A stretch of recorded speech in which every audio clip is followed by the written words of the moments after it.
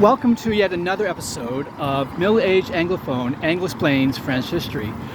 Today's episode takes place at the Place de la Concorde, which is sort of forms the border between what I consider sort of old Paris and new Paris. If you continue down the direction I'm looking at, that will take you down to the Champs-Élysées, Arc de Triomphe, and of course you pan around, there's Eiffel Tower, the Obelisk. Now, of course, this is the Place de la Concorde is a major thoroughway, massive roundabout, with so few of the stolen antiquities from Napoleon's expeditions in Egypt, hence the obelisk. But the Place de la Concorde also has a much longer history, much more interesting history.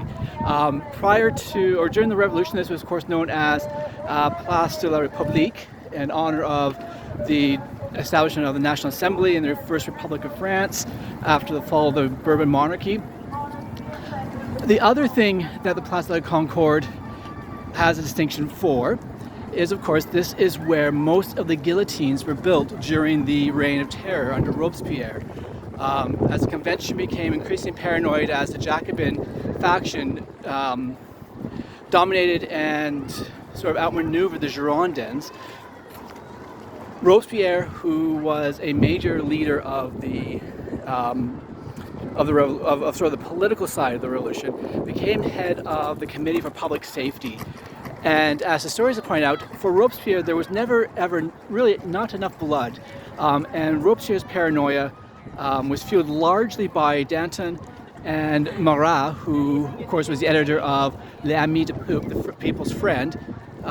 Think of the people as Marat as sort of the Rupert Murdoch of his day, or the Bill O'Reilly, the Fox News of his day, trading only in conspiracy theories, denouncing enemies of the state, people who they felt were not loyal enough or committed enough to the revolution.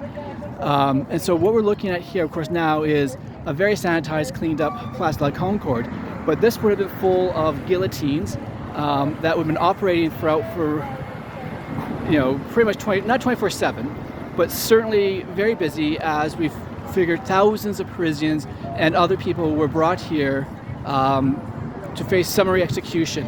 Most were contained, most of the prisoners were held in the concierge on the Ile de la Cité, or in other parts of the city that became sort of ad hoc prisons.